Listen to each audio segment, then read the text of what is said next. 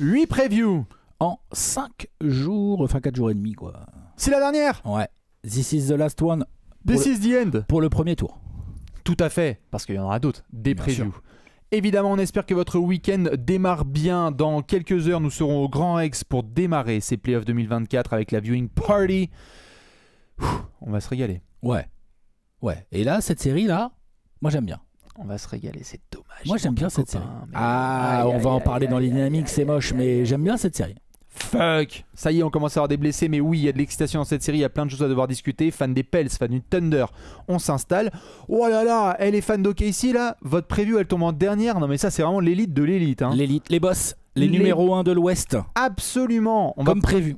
Ah bah oui, comme annoncé. Bien sûr, comme annoncé. Qui n'avait pas annoncé que le Thunder aurait sa dernière preview en septembre dernier. Ce qui est sûr et certain, c'est que on va respecter les grands classiques puisque sur la trame de cette preview, on fera d'abord la dynamique de ces deux belles équipes. Ouais, un peu de régulière. Bon, il y en a qui ont joué le play-in, on va en parler. Il y a des blessures, on va en parler. Et puis voilà, et puis après on va enchaîner, hein, tactico. Le point tactico-technique pour aller dans les bureaux de Willie Green et de Mark Daigneault qui aura peut-être un trophée prochainement, on verra. On verra. Tout à fait. En Mais tout ce qui est cas, sûr- il est en lice, hein, fort, fort, fort. Exactement, et ce qui est sûr, c'est qu'on va se faire un petit point tactico-technique pour voir quel aspect de cette belle confrontation va attirer toute notre attention. On sortira ensuite les jumelles. Les jumelles, un joueur à suivre, chacun le sien. Le petit zoom, tout à fait. Voilà, c'est le moment de zoomer sur un gars dont le rôle, pour des raisons ou tactiques ou autres de rotation et tout, un rôle va être clé, va être X, facteur X. Exactement. Et puis enfin, pour finir, vous le savez, hein, Pronostico. il y en a qui ont déjà foncé jusqu'à la fin de la vidéo. Ouais, Pronostic bien sûr. time. Bien sûr. Pour vous annoncer l'avenir de cette série entre le 1er et le 8e, le Thunder qui va accueillir les Pélicans ce dimanche pour le Game 1, Shai Gilgeous-Alexander et toute sa bande qui va essayer de déjouer les pronostics en allant le plus loin possible. Cette équipe jeune, la deuxième équipe la plus jeune de toute la NBA qui a un tel bilan, c'est extraordinaire. Et justement Alex, je te propose d'en parler tout de suite dans la dynamique des deux équipes. Le Commencer Thunder. par qui? Le Thunder. Ah, Ouais. le Thunder. Superbe dynamique. Oh là là. Ça fait une semaine qu'ils n'ont pas joué. Tu peux reposer. Là, je faisais un petit tour. Bon, c'est triste pour lui. Hein. Tu as Olivier Sarr qui s'est blessé gravement là. Mais il n'est pas vraiment Pas dans dans la l'effectif, dans la rotation ni rien. Sinon, le Thunder a tous ses joueurs.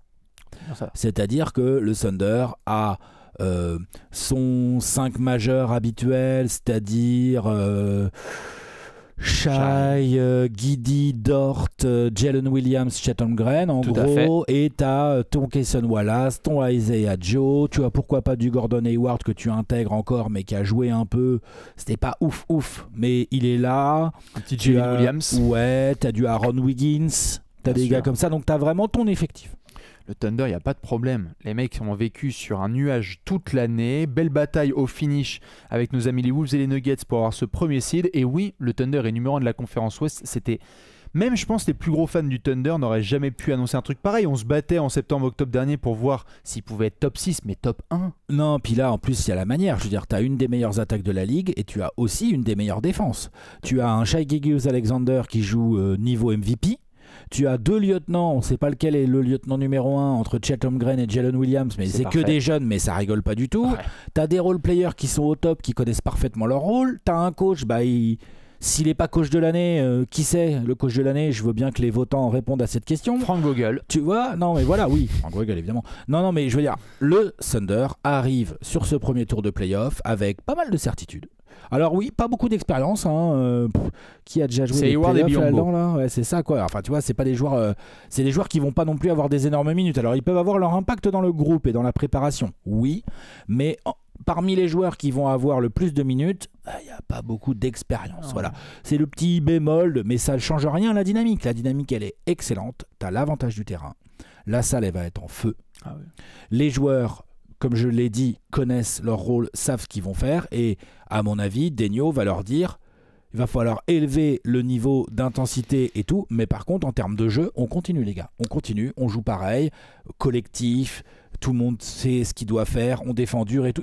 Ils sont là, quoi. Le Thunder va Exactement. arriver avec beaucoup de certitude, vraiment. C'est une équipe très jeune et pourtant qui apporte tellement de certitude et de sérénité. Hyper impressionnant le travail. Surveiller là, les annonces de Awards dans tous les sens parce que le Thunder va être un peu partout. Hein. Dans les rookies de l'année, dans les progressions de l'année, dans le coach de l'année, dans le MVP. Vous allez voir le logo du Thunder un peu partout. Alex, moi il y a un dernier élément côté OKC à surveiller, c'est que sur la fin de saison, on a quand même eu un regard sur la santé, situation physique de Shai Gilgeous-Alexander qui n'était pas forcément à 100%. D'ailleurs, il y a eu des matchs sur lesquels ils l'ont reposé un petit peu. On espère que là, ces 10 petits jours de break ont pu servir parce qu'un Shai Gilgeous-Alexander à 100%, c'est la garantie d'aller loin pour le Thunder. Moi, j'ose espérer qu'en une semaine, 10 jours, là, il a bien retravaillé, il a bien préparé son corps et tout, et qu'il est à 100% ou pas loin. Ouais, clairement, j'y crois. On espère. En tout cas, OKC, on sait que l'impatience est énorme. 10 ans, 12 ans, évidemment, après ce grand Thunder de Kevin Durant, Russell Westbrook et compagnie, vont-ils faire encore mieux? Chelton Green en parlait justement cette semaine. Faire mieux, c'est la bague. Hein, donc, mais je veux dire, c'est mieux pas que leur début. Ouais, mais mieux que leur début. Ah, que leur début, pardon. Il a été interrogé de Chelton Green sur ce côté. Dis donc, vous en souvenez, les tout débuts de OKC lorsqu'ils sont arrivés en playoff, c'est vrai qu'ils avaient rencontré les Lakers de Kobe, c'était un peu compliqué. Donc, à voir justement si une équipe vétéran pourra les stopper. En tout cas, ce sera peut-être pas au premier tour. On va parler de nos amis les Pels. Allez, les Pels.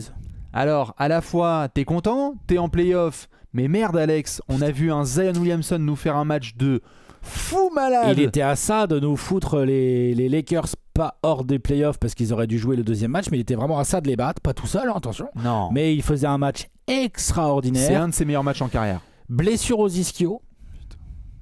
Armstring. J'en ai ras le cul. Il jouera pas dans cette série, Zion Williamson. Voilà. Si les Pélicans venaient à passer, on pourrait imaginer un retour pour les demi de conf. Ouais. Mais c'est, alors là, j'ai mis des gros conditionnels, hein, vous les avez entendus, mes gros conditionnels. Hein. Donc, il n'est pas là, il est blessé. Et c'est évidemment une perte énorme, notamment pour le punch et le pouvoir offensif. Et le plafond de cette équipe. Le pouvoir offensif de cette équipe. Et notamment dans cette série où Zion Williamson, tout d'un coup, t'es là, t'es le Thunder, tu dis, ah ouais, alors attends, parce qu'on va envoyer Jalen Williams, ouais, c'est pas si mal, mais en même temps, Zion Williamson est une opposition hyper chiante pour n'importe quelle équipe d'ailleurs. Il est pas là. Et donc, en termes de dynamique, les Pels qui, dans des circonstances compliquées, avec un grand Zion mais qui s'est blessé en fin de match, ils ont perdu un peu au finish face aux Lakers, se sont très bien repris la nuit dernière et ont sorti un bon match face aux Kings. Ils ont fait le boulot, c'est-à-dire qu'ils sont arrivés face aux Kings, ils ont mis McCollum et Valanciunas, et puis au milieu ils ont mis 3 mecs de 2m03. C'est Trey Murphy qui est rentré dans le 5. Tout à fait, et c'est Trey Murphy important qui est rentré dans le 5 à la place de Zion. Oui, mais Trey Murphy, il fait un super match des deux côtés du terrain. Ingram, il est long. Herb Jones, voilà, c'est des albatros, les types. C'est pas des pélicans. Hein. C'est des albatros. Attention, c'est pas du tout la même chose. Hein. Allez voir les photos, vous verrez, c'est pas tout à fait le même oiseau. Bref, mais ils ont cette capacité à... Ils ont un peu de banc. Ils ont un peu de profondeur. Oui. Il leur reste Larry Nance, on va en parler. Il y a Alvarado. Enfin, il y a des gars. Mais en fait, en termes de dynamique, il peut y avoir de la confiance, c'est une équipe qui sait qu'elle peut jouer dur, c'est une équipe qui se connaît bien, ça fait un petit moment que ce noyau joue ensemble. J'allais le dire tout à fait. Ils ont plus d'expérience que le Thunder pour le coup. Tout à fait, j'allais le dire quand on revient par exemple, imaginez 2 ans en arrière, vous demandez à Alex une série entre les Suns et les Pélicans. Oh là là. Tu sais qu'en sortie de banc, t'avais Trey Murphy à l'époque avec Larry Nance, avec Najee Marshall, avec José Alvarado, t'avais déjà ces gars-là, t'avais Larry Nance Jr. aussi, et dans le 5, t'avais Valanciunas, t'avais Brandon Ingram, t'avais CJ McCollum. À l'époque, il y avait Jackson Hayes qui était dans le 5 majeur parce que c'était un petit peu ce forward qui les aidait à apporter de la taille.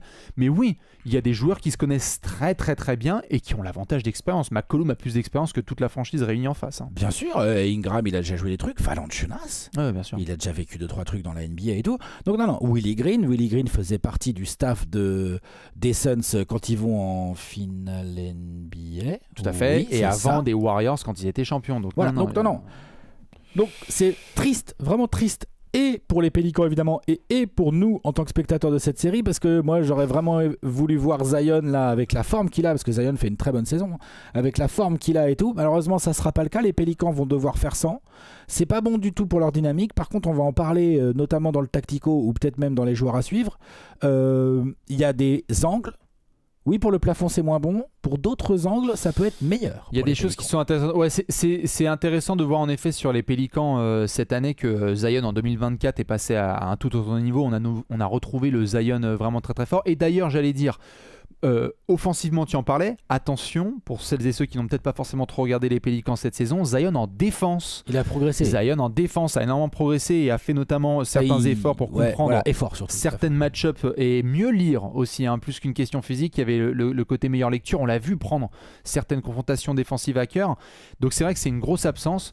Maintenant, les Pels, tellement de visages différents. La dynamique de toute fin de saison régulière, McCollum est en feu absolu. On les voit, les Pels, essayer de tenir dans cette bataille 6-7-8. Et puis, t'as un McCollum d'abord qui était très très chaud, puis on a eu très très peur dans le premier match face aux Lakers parce qu'on a vu vraiment des Pels qui ont été décevants, hormis vraiment Zion et un bout d'Alvarado et d'autres garçons. Mais c'est vrai que là, tu te rattrapes et j'espère pour les Pels qu'ils vont nous faire durer cette série parce que parfois, cette saison, je ne savais pas quel Pélican allait être sur le terrain. Je suis d'accord. Ils ont eu des moments où on s'est dit, mais cette équipe est deep, ils sont flippants, c'est pas un cadeau. Comment on fait pour attaquer ? On fait comment pour attaquer ? Il y a trop d'options. Et parfois, certains soirs, tu disais, oh là là, genre là, Brandon Ingram, bien par exemple face aux Kings, dans bien des aspects du jeu. Match contre les Lakers, c'était pas terrible. Match contre les Lakers, oh là là. Mais je suis d'accord. Autant on peut dire que les Pélicans ont plus d'expérience pure parce que McCollum, Valanciunas, quelques joueurs comme ça et tout, autant le Thunder arrive avec beaucoup plus de certitude dans le jeu. C'est pas pour rien qu'il y a une équipe qui est 8ème et l'autre qui est première, hein. Tu vois, à un moment donné, il y a quand même si les Pélicans ont gagné 49 fois cette saison, 49 victoires pour 33 défaites. 49 fois, t'es au play-in. Bon, ils ont quand même 8 victoires de plus, le Thunder, c'est quand même pas rien. C'est un vrai écart sur une régulière, quoi. Bien sûr. Donc au niveau dynamique, avantage Thunder, clair, notamment parce qu'il y a la grosse blessure de Zion, mais aussi parce que plus de certitude, collectif mieux rodé, plus de régularité. En gros, si ça joue sur des petits détails, on veut bien voir comment les Pélicans vont s'en sortir. On sait que le Thunder va y être sur les petits détails. Exactement. Impossible de prendre en considération les matchs de saison régulière. Il y en a eu 3, il y a eu 2 victoires pour le Thunder. Il y avait Zion, compliqué de se baser dessus. Et puis, on le voit, c'est une itération là, des Pélicans qui vont se ramener, qui me font penser aux playoffs 2021-22, donc avec ce premier tour face aux Suns. Il n'y avait pas Zion. Il n'y avait pas Zion, donc on va retrouver une partie de ce groupe-là. On va reparler de McCollum et Ingram parce qu'ils vont être hyper importants dans cette match-up. Et puis, évidemment, côté OKC, on sait que même s'il y a ces certitudes, on n'a pas vraiment la possibilité de savoir comment est-ce qu'ils sont en play-off. Donc c'est vraiment très très nouveau. Moi je suis hyper excité parce que OKC va avoir l'avantage du terrain et va devoir nous montrer dès les premiers matchs, dès le Game 1 ce dimanche, que c'est le favori qui doit frapper fort. Ils ont plus la pression que les Pélicans limite. Parce que les Pélicans, ils ont Zion qui est blessé. S'ils se font fumer par le premier de la conférence Ouest, qu'est-ce qu'on va dire ? C'est ça. On va dire, ils ont merdé. Non, on va dire, les Thunder étaient au-dessus. Thunder a fait une grande régulière. En plus, ils n'avaient pas Zion. Donc la pression, elle est côté Thunder. Ça, c'est sûr. Exactement. On va surveiller tout ça. En tout cas, pour les dynamiques, on est très très clair. Est-ce qu'on n'irait pas visiter quelques bureaux ? Allez, tactico, c'est parti. Chez Monsieur Marc Daigneault et chez Monsieur Willie Green. Dans cette section, c'est très très simple. Y a-t-il un aspect du jeu qui va attirer votre attention plus que d'autres ? Alex, qu'est-ce que tu vas regarder de très près sur ce Thunder Pels ? Je vais regarder le rebond. Pas que. Mais pour moi, le rebond, je crois pas que je l'ai déjà pris en point tactico dans ces previews de premier tour en tout cas. Non, mais dès qu'on parle du Thunder, tu peux parler de rebond. Ouais. En fait, le Thunder est une des équipes les moins fortes au rebond de la ligue cette saison. Alors, ils en ont pris leur partie, et puis ils ont joué sans, ils ont joué différemment. On a vu des matchs contre des équipes grandes. C'est pour ça qu'on disait, les Lakers, c'est chiant pour eux. Les Lakers, par exemple, notamment, ont parfois fait ce genre d'équipe en fait avec de la taille. Pose des vrais problèmes au Thunder, de la taille et de la bataille du rebond. Pose des vrais gros problèmes au Thunder qui, Chet Holmgren, c'est pas un mauvais rebondeur, mais c'est pas non plus un rebondeur de fou pour un mec qui fait 2m15 ou combien il fait ça, 2m15. Jalen Williams, joueur extraordinaire qu'on adore tous les deux ici, hein, évidemment, on va pas dire le contraire et tout, mais ça reste un mec qui était destiné à jouer 2-3 et qui joue plutôt 4 tout le temps. Donc en taille, même s'il a un corps très sérieux, bien bodybuildé, bien costaud et tout, il n'est pas si grand. Et donc le Thunder, je l'ai noté, 27e équipe. Donc il n'y a que 3 équipes qui prennent moins de rebonds en moyenne par match que le Thunder depuis le début de saison. Pendant que les Pels, eux, sont plutôt 10-12e. Pour une raison simple, c'est que déjà, il y a Valanciunas. Alors Valanciunas, il a des défauts. Hein. C'est-à-dire que c'est sûr que le Thunder va le cibler, il va le faire sortir sur des pics, et Valanciunas, il va se retrouver avec Shai Gilgeous-Alexander sur une île déserte. Et c'est sûr, il va falloir préparer les skateboards parce que ça va glisser. Bien sûr. En revanche, Valanciunas sous le cercle, tu sais que même avec un Jalen Williams sur une épaule et Chet Holmgren sur l'autre, il aura les rebonds. Ça va les faire chier. Les Français aiment le fromage et Jonas Valanciunas c'est en double-double. Hein. Et c'est ça. Et ça va les faire chier. Et au rebond offensif, quand ça va shooter un peu dans le périmètre ou que ça va driver et tout, et qu'il y a Chet Holmgren qui va aller faire des aides, forcément. Et tout, il y a Valanciunas qui lui va se retrouver avec des mecs qui les regardent comme ça, quoi. Tu vois, genre, ah bah t'es là, toi. Attends, bouge pas, les gars, tiens, bah, je vais prendre le rebond. Donc, c'était un premier problème. Deuxième problème, les ailiers des Pélicans. Brandon Ingram, 6'8". Trey Murphy, 6'8". Les deux, ça aime bien le rebond. Ça aime bien ça. 6'8 gentil, hein. Trey Murphy, on dirait limite, c'est un 7-footer. C'est des 6'8 quand il plie les poignets. Quand il plie les poignets. Ouais. Je sais pas combien il est à Trey Murphy. Ils sont tous à 6'8. Ils se sont pas fait chier. Hein. Ils ont même mis Larry Nance Jr. à 6'8. Ouais, ils ont tout mis. Non, ils se sont pas fait chier sur Basket Référence. On dit Pélican, c'est 6'8. Allez, ça c'est torché. Pas de problème. En fait, les Pélicans vont certainement jouer avec McCollum, un peu comme ils ont joué les Kings, sans Zion. Tu vas avoir McCollum et Valanciunas et 3 6'8. Tout le temps. Ils peuvent. Tout le temps, parce que Najee Marshall et donc Larry Nance Jr. qui vont avec Alvarado, hein, mais être les deux remplaçants les plus utilisés, sont des joueurs donc dans ce range-là de taille et tout. À voir après quels autres garçons vont sortir du banc, mais ouais, il y aura. On va voir, mais ceux-là, c'est peut-être les principaux, en tout cas, je pense. Après, tu voyais qui, toi Non, c'est vraiment dans ces et eaux-là. tous ces joueurs-là, et c'est sûr que Willie Green et son staff vont insister là-dessus, en fonction de la réussite au shoot des deux équipes, il y a un combat que les Pélicans peuvent gagner, j'ai envie de dire, Zion ou pas, c'est le rebond. Et en play-off, on le sait, d'expérience, quand tu commences à maîtriser ton rebond défensif et à mettre de l'agressivité dans ton rebond offensif parce que tu as les joueurs pour, c'est-à-dire des ailiers qui viennent un peu de loin, qui viennent se battre, ou Valanciunas qui rôde dessous et qui fait jouer sa carrure, sa puissance et tout machin. En fait, c'est un secteur dans lequel les Pélicans, parce que j'ai cherché des secteurs dans lesquels les Pélicans avaient un vrai edge, un vrai avantage. Il y a le rebond. Il y a le rebond et ça peut leur permettre de se mettre en confiance. Ça peut leur permettre aussi si le Thunder a dans certains moments du match un petit moment où les tirs rentrent moins bien, si les Pélicans verrouillent bien le rebond, c'est l'occasion de faire des runs. Enfin, d'essayer en tout cas. Tu vois ?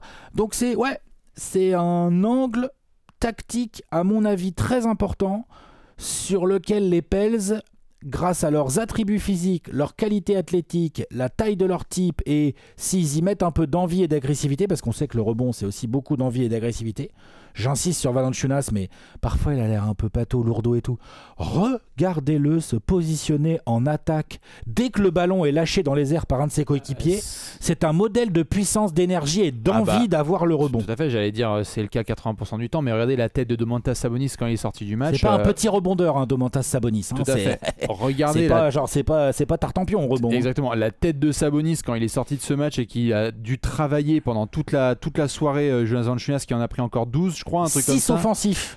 C'était une horreur parce qu'en fait Valanciunas il a l'expérience, il sait jouer des coudes et c'est pas le secteur intérieur de OKC qui va pouvoir le réduire. Maintenant on sait aussi que OKC va vouloir le faire sortir, hein, évidemment de l'autre côté du terrain. En fait ça, alors là je l'ai pas pris mais il y a de la bataille tactique parce que là clairement t'es OKC avec leur beau jeu collectif et puis tout leur ball handler.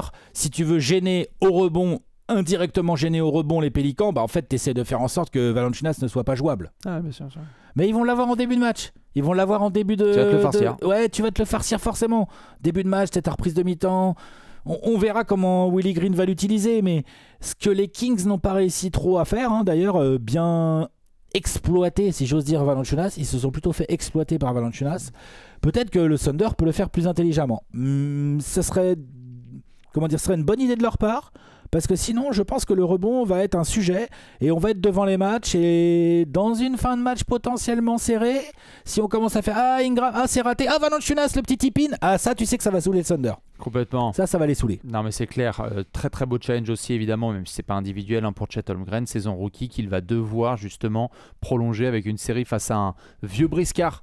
C'est pas vraiment le genre de match-up qui va faire plaisir parce que Valanciunas, ça peut être un gars qui joue des muscles, donc la bataille au rebond, hyper importante. Ouais, puis c'est un vrai edge parce qu'il n'y en a pas tant que ça. Je sais pas ce que tu as pris toi en tactico, tu vas nous le dire dans 10 secondes, mais je répète, le Thunder a énormément, j'ai fait un peu la liste et j'étais à chaque fois, en star power, finalement ils ont un joueur calibre MVP. Trouvez-moi un joueur calibre MVP en l'absence de Zion côté Pélican. Peut-être que je vais en parler. Peut-être que je vais en parler dans mes joueurs à suivre, peut-être, mais tu vois ce que je veux dire. Passer un cap. Voilà, c'est ça. Non mais collectivement, on l'a dit, tu l'as dit, le Thunder a montré beaucoup plus de certitude. Enfin, défensivement, ils ont les meilleurs ratings. Offensivement, ils ont les meilleurs ratings. Enfin, ouais. En effet, c'est difficile de trouver chez les Pélicans des choses sur lesquelles ils vont avoir un net avantage. Par contre, c'est déjà bien de tenir la tête au Thunder dans certains aspects. Et notamment, moi, celui que j'ai pris, c'est la réussite à 3 points, puisque, mesdames et messieurs, Thunder et Pélicans, on n'est pas sur une série d'artilleurs à haut volume. Par contre, c'est top 5 de la NBA en pourcentage, si je dis pas de bêtises, cette saison. Le Thunder est premier et les Pels sont quatrième. T'as raison, ça rigole pas. Deux équipes qui rentrent leurs tirs à 3 points de manière régulière. Par contre, les volumes ne sont pas exceptionnels. Thunder est average à 16e et les Pélicans, ils sont 24e. Le volume est plus petit, ce qui est assez logique vu leurs joueurs. Est-ce qu'on va rester pour autant dans ces schémas-là? C'est-à-dire que vous allez avoir des équipes... Il n'y a pas Zion, hein, donc les Pélicans, t'as raison. Quelle itération on va avoir sur le terrain du côté des Pélicans? Mais donc, vous avez des équipes qui sont capables d'être agressives évidemment derrière l'arc et de rentrer leur shoot. Mais donc du coup, côté Willie Green, est-ce qu'on va pouvoir axer là-dessus et rappeler à certains joueurs, qu'ils doivent dégainer de manière agressive? CJ McCollum, il nous a fait une série, une fin de saison régulière de malade mental. Là, il n'a pas été efficace, notamment face aux Lakers, mais on le sait, McCollum, là... excusez-moi, je fais un tout petit focus sur lui. McCollum, il connaît OKC. Il y a eu une série il y a bientôt 5 ans là, face au Thunder avec les Blazers. C'était une toute autre chose. Mais c'est un joueur d'expérience qui, on le sait, en playoff est capable de sortir des très très gros matchs. McCollum, notamment sur du pull-up à 3 points et créer cette menace-là. Évidemment, Brandon Ingram. Et puis ensuite, Willie Green, mon ami. Peut-être que tu as envie aussi de re-rentrer certains. Je sais que ça va être compliqué, mais est-ce qu'il y a des matchs clés où Jordan Hawkins, le rookie, carrément, il va falloir que ça dégaine? Moi, j'aurais adoré le voir face aux Lakers, notamment pour rentrer certains shoots extérieurs.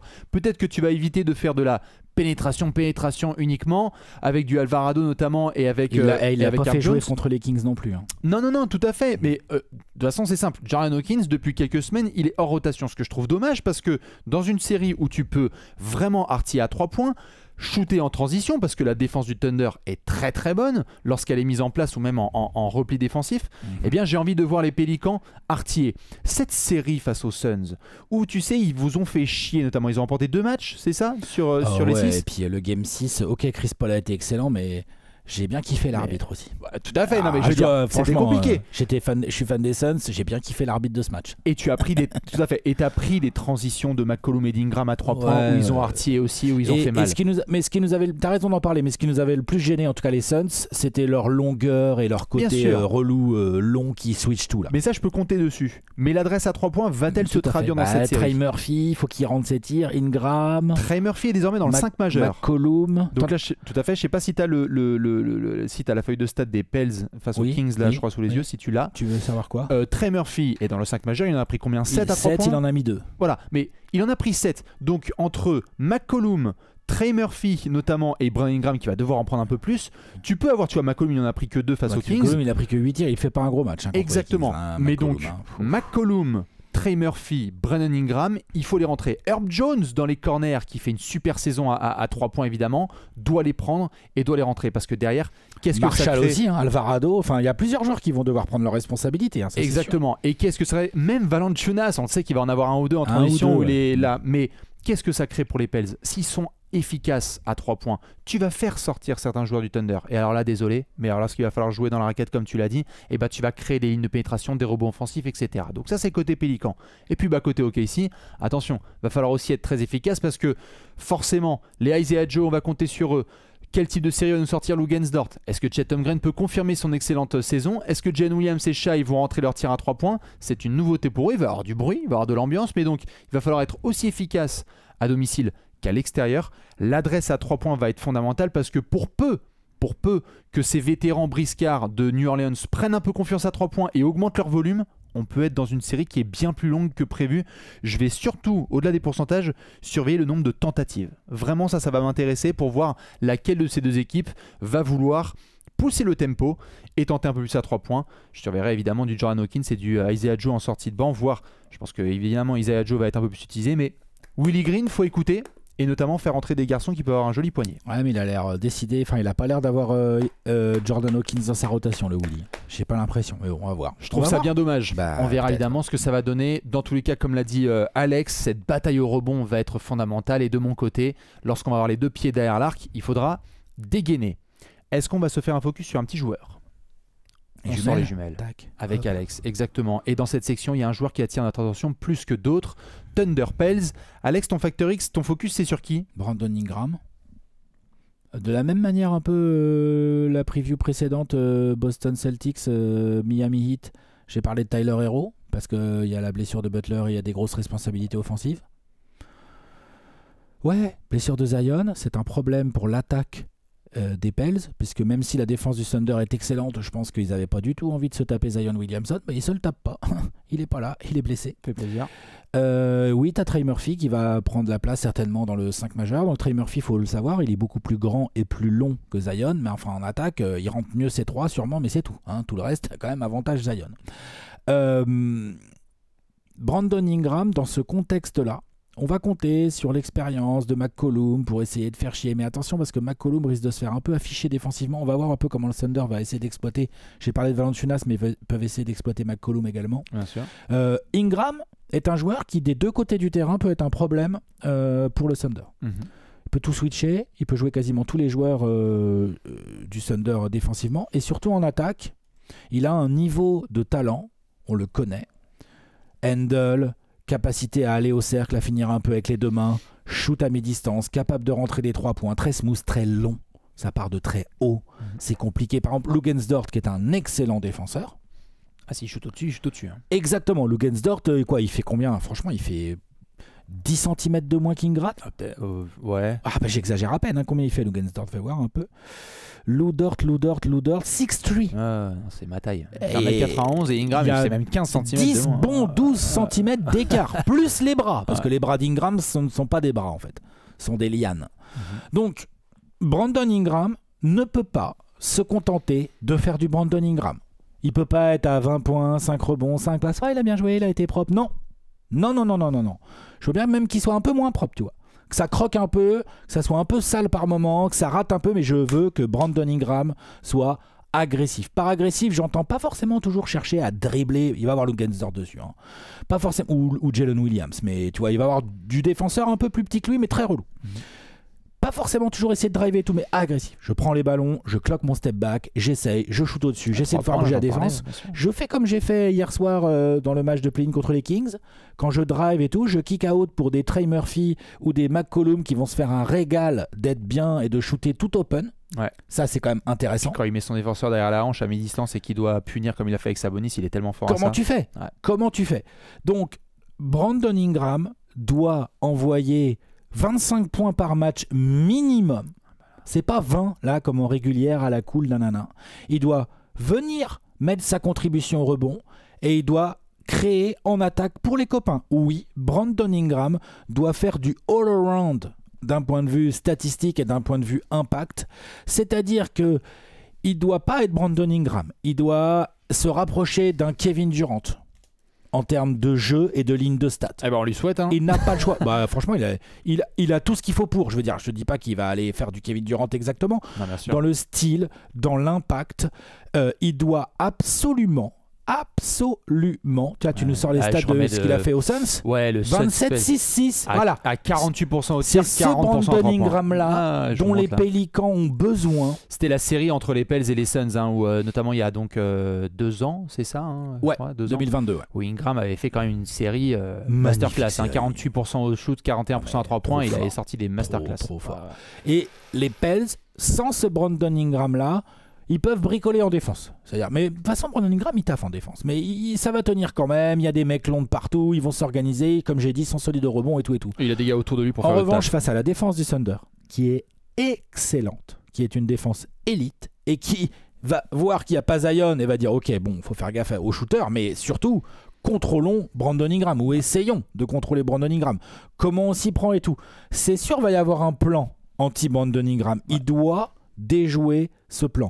Il doit montrer que attendez. Oui, Shai Gilgeous-Alexander a fait une saison de MVP et tout, mais en fait, regardez-moi bien, je m'appelle Brandon Ingram et je peux jouer dans cette catégorie. Bien sûr. Si Brandon Ingram ne peut pas jouer dans la catégorie de Shai Gilgeous-Alexander en termes de jeu et tout, il n'y a aucune chance pour les Pélicans. Ouais, ça va être offensivement, ça passe sur du Brandon Ingram agressif, efficace et quitte à ce que, allez, j'ai dit efficace, mais quitte à ce que ça soit un peu moins efficace, mais qui ait du volume, que ce soit dangereux.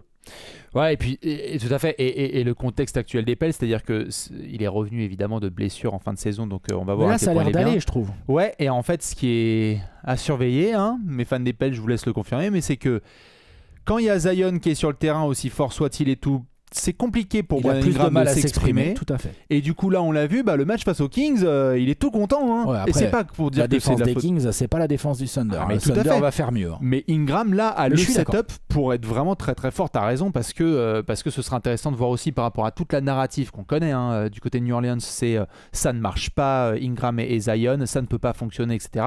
Si Ingram il nous fait une série de malades mentales, attention. Hein. Gros défi pour Brandon Ingram qui va affronter une très grosse défense et son équipe a besoin de lui. Eh bien, je vais répondre avec Shai Gilgeous-Alexander. Qui va se fader Herb Jones, par exemple, notamment. Ou Alvarado. Si vous C'est voulez... Alvarado tout sneaky là. T'inquiète. Si vous voulez vous refaire la vidéo des awards qu'on a faite avec Alex, dans le podium des défenseurs de l'année, j'ai mis Herb Jones, qui réalise une saison extraordinaire défensivement sur l'homme, en aide, en orientation de joueur, et qui va se taper un magnifique challenge. Attention, Shai Gilgeous-Alexander a déjà croisé Herb Jones et il n'a pas été d'une efficacité extraordinaire parce que Herb Jones, c'est le gars qui va dormir, manger, boire, respirer Shai Gilgeous-Alexander. Dès qu'il va sortir du vestiaire, il sera dans son short. Donc, magnifique challenge pour Shai. Premièrement, petites incertitudes physiques, mais j'espère qu'il se rapproche des 100% et qu'on espère qu'il va pouvoir confirmer sa belle saison de MVP. De l'autre côté, évidemment, il va avoir Monsieur Herb Jones sur le col, donc attention, parce que c'est sûr, côté Pels, ils veulent couper la tête du serpent. S'assurer que le Thunder doivent compter sur d'autres garçons et que Shai ne fasse pas une série à 30 points, 5 rebonds, 5 passes de moyenne, avec toujours autant de beaux pourcentages et des joueurs qui sont mis dans la sauce avec leur footwork. Et tout. Ouais. Donc, on le sait, les Pels vont envoyer un des meilleurs défenseurs de la planète sur lui, qui est Shai Gilgeous-Alexander. On l'a vu, certes, je vais dire gambadé pour le moment en playoff. Il y a eu une première saison où il était avec les Clippers et ils ont affronté les Warriors. C'était l'équipe avec Lou Williams, Montrezl Harrell, si je dis pas de bêtises, donc c'était vraiment les débuts, avec Danilo Gallinari et compagnie. Après, on l'a vu très rapidement dans la bulle avec Lou Gensdort et Chris Paul, notamment si je dis pas de bêtises, c'était face aux Rockets de James Harden et Westbrook. Mais bon, on est plutôt dans le même contexte. Shai Gilgeous-Alexander est le leader de l'équipe numéro 1 à l'Ouest, favori. Il doit dominer cette série. Brandon Ingram le sait, comme l'a dit Alex, s'il lui tient le regard, la série peut être beaucoup plus longue que prévu. Donc, est-ce que Shai arrive demain en antenne nationale et nous dit Herb Jones ou pas, Ronaldinho, machin chouette, j'en ai rien à cirer. Voilà, vous allez prendre tarif. Je l'espère pour lui, je l'espère pour les fans du Thunder, et j'ai envie de dire, il y a plutôt intérêt, parce que, on va faire la partie après pronostic, mais le Thunder là, quand il passe cette série, t'as le vainqueur de Mavs Clippers au tour suivant. Ça va, tranquille. T'as plutôt intérêt à faire ta série, mon poteau, parce qu'on va voir ce qui se passe entre Dallas et Los Angeles. Mais soit tu te farcis Luka Doncic et Kyrie Irving, bonjour la match-up, soit tu te farcis ton ex, Paul George, les Clippers avec Paul George et peut-être, on touche du bois, Kawhi Leonard. Et James Harden, Eric Westbrook. Exactement. Attention. Shai doit envoyer un message très très tôt. Vous savez qu'on va rentrer dans les playoffs dans quelques heures, là, ou si vous regardez la vidéo le dimanche, on a déjà démarré ces playoffs. Tous les jours, il y a un grand garçon qui va faire une meilleure performance que l'autre. Il y a quelqu'un qui va mettre 40 points, il va avoir une grosse win, etc. Shai, tout de suite, faut montrer. Faut montrer là que tu es le patron de cette équipe et que quel que soit le schéma défensif mis en place par New Orleans, tu as la réponse. Tout à fait, parce qu'il y a Herb Jones en premier rideau, qui est donc un premier rideau absolument fabuleux. Ouais, mais il y en a d'autres après. Mais il y a du deuxième rideau. Je serais pas du tout surpris qu'il y ait de la prise à deux de temps en temps. Oui, pour faire lâcher la balle. Ou Pélican va dire, tu sais quoi, vas-y, Josh Giddey. Oui, tout à fait. Vas-y, fais-nous voir. En 4 contre 3. Fais-nous voir. Ouais, c'est ça, exactement. Ah ouais. Non, mais c'est sûr. Je serais pas surpris, ça. Donc Shai a lui de le prouver. Et puis, on a parlé de cette inexpérience côté Oklahoma City. Ils vont s'en remettre à leur leader. Ouais. C'est pas Gordon Hayward, c'est Shai. Non, mais normal. Donc, si tu te retrouves dans des fins de match un peu serrées, c'est Shai le patron. Voilà. Brandon Ingram pour Alex. SGA pour Bibi, bien évidemment, à surveiller plein d'autres joueurs. Est-ce qu'on se ferait pas une petite partie pronostic? Si, on peut. On va finir cette vidéo évidemment avec la partie prono. Alex, je rappelle avant ça que les paris sportifs, faut faire attention quand même. Faut faire attention, faut surtout pas miser l'argent que vous pouvez pas vous permettre de perdre, même si vous êtes très confiant dans les capacités de José Alvarado. C'est ça. Ne faites pas les bolos. Non, surtout pas. Vous pouvez intercepter des ballons dans le dos des joueurs, mais ne faites pas les bolos. Profitez de cette série sans faire n'importe quoi. Alex, je vais montrer ton bandeau avec l'équipe qui va aller en demi-finale, le score de la série et ton explication. Oui. C'est parti. J'ai mis 4-2, Thunder. C'est la cote, si je ne dis pas de bêtises, c'est la cote, tu t'es trompé dans la cote. Très bien. C'est pas 2,75, c'est 4,75. C'est 4,75, si je peux me permettre. Ok, très bien.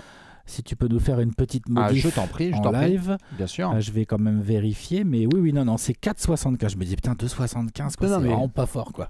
Tout à fait. Pas haut, quoi. Tu vois, j'étais en train de bugger. C'est modifié au buzzer, tout à fait. Voilà, c'est 4,75. Ce que j'allais dire, c'est la cote la plus probable. Non, ce n'est pas la cote la plus probable. Il y a 2 cotes plus probables en faveur du Thunder également. Le Thunder est favori, évidemment, de cette série. La cote là de Parions Sport en ligne le montre quand même assez grandement. Je mets 4-2, honnêtement, je suis entre le 4-1 et le 4-2.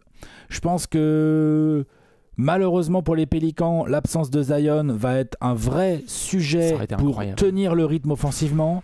C'est-à-dire que autant je pense que défensivement, les Pélicans, Zion ou pas, ça va pas être une partie de plaisir pour le Thunder. C'est long, c'est costaud, ils vont les manger au rebond, je pense, et tout. Enfin, tu vois, genre, ça va être bien chiant. En revanche, je pense que la défense du Thunder, elle est là, elle dit « il n'y a pas Zion. » Donc c'est la réussite au shoot de Trey Murphy ou de McCollum, le vrai nerf de la guerre, quoi, parce qu'ils ont un plan pour Ingram. Je ne dis pas qu'ils vont fermer Ingram, mais voilà. Donc je pense qu'ils sont quand même beaucoup plus rassurés, et je pense que ça va jouer malheureusement un très mauvais tour aux Pélicans, c'est-à-dire que dans des matchs où il y avait des runs à faire et tout, ils vont pas être capables vraiment de les faire, ces runs-là, et que le talent, la régularité et la complémentarité de tout cet effectif du Thunder va permettre à Mark Daigneault et à Gilgeous-Alexander ou à Jalen Williams, qui est d'une clutchitude phénoménale, de trouver les solutions quand il faudra. Donc j'en donne 2 aux Pels, mais j'étais plus entre 1 et 2. Vous voyez, je vois pas les Pels passer. Voilà, ça clairement je vois pas. Je vois le Thunder, le jeune Thunder en demi de conf. Les Pels, tu disais leur meilleure cote c'était 4-2, c'est ça? La meilleure cote pour les Pels qui gagnent la série, elle est à 4-2 en finissant chez eux, tu vois, au match 6. Elle est à 11. Donc ça montre bien que si vous les misez sur un 4-0 Pélican, c'est à 40.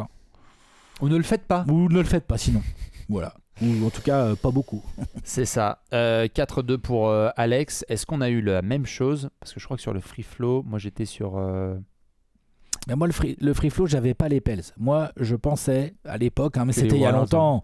C'était lundi. C'était il y a très très très longtemps, quoi. Tu vois, je pensais que les Warriors pouvaient nous envoyer un petit baroud d'honneur. Voilà.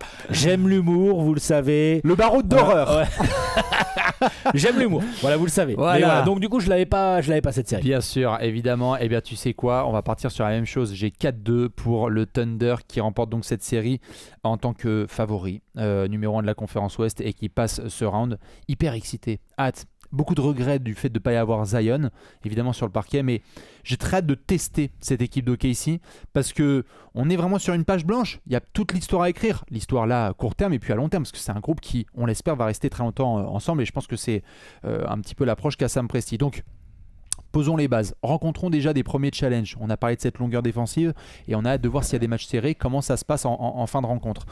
Là, on en a parlé. Moi, j'ai très très hâte de voir notamment du CJ McCollum en termes d'expérience, être capable d'appuyer là où ça fait mal et donc d'avoir cette agressivité au scoring si ça rentre, parce qu'on sait que McCollum c'est parfois très très bien, parfois très mauvais. C'est vrai. Mais donc, très hâte de voir ça. Et cette capacité des jeunes joueurs du Thunder à encaisser les leçons qu'ils vont prendre. C'est-à-dire, c'est un premier vrai déplacement avec ce groupe à New Orleans, où c'est certes pas la fournaise de Golden State ou d'autres grosses franchises. On sait que New Orleans, parfois, avec le public, ça peut être un petit peu timide, mais là, ça va être différent. Les lumières sont différentes. On a parlé notamment l'année dernière avec les Cavs. C'est une découverte pour ce Thunder, donc je ne serais pas étonné s'il y a 1 ou 2 petits matchs où ça se passe mal. Pour autant, souvenez-vous, l'année dernière, le Thunder s'en était sorti à New Orleans dans le match de play-in pour les battre. Puis Mark Daigneault, c'est pas JB Bickerstaff, tu parles par rapport à ce que tu disais des Cavs. C'est sûr, on n'est pas du tout dans la même sauce. J'ai l'impression que Chet Holmgren... La lumière, lui... on va voir. Hein. Augmente la lumière, pas de problème. Ouais. Très hâte de voir Jalen Williams, en effet, dont on n'a pas trop parlé dans cette série. Là, tu venais de le mentionner, qui est extrêmement clutch, comme tu l'as dit, et qui pourrait être... Un rôle défensif, à mon avis. Tout à fait, et qui pourrait être potentiellement même le meilleur joueur de cette série s'il fait une série de niveau All-Star comme il est capable de le faire. Donc très très hâte. Beaucoup de choses, de match-up à devoir vérifier. Est-ce que Daigneault va garder le 5 majeur ou nous faire des petites innovations? J'ai très hâte, dans tous les cas. Je suis comme Alex, je pense que le Thunder passe 4-2, fini le travail là-bas comme l'année dernière, direction la demi-finale de la conférence Ouest. On verra contre qui. On verra contre qui. On aura le temps de faire la preview en temps et en heure. Exactement, entre les Mavs et nos amis les Clippers. Du coup, vous, dites-nous évidemment ce que vous pensez de cette série qui démarre ce dimanche au Paycom Center, enfin la Chesapeake. Là-bas, la Chesapeake Arena. Chesapeake Arena, car ça ne bouge pas, évidemment. On vous souhaite à toutes et à tous, surtout, un très bon début de playoff 2024. Pour celles et ceux qu'on retrouve au Grand X, à tout à l'heure. Et très bon premier week-end de playoff. On se retrouve très vite sur la chaîne YouTube Trash Talk. Des bisous. Ciao. Ciao. Bisous.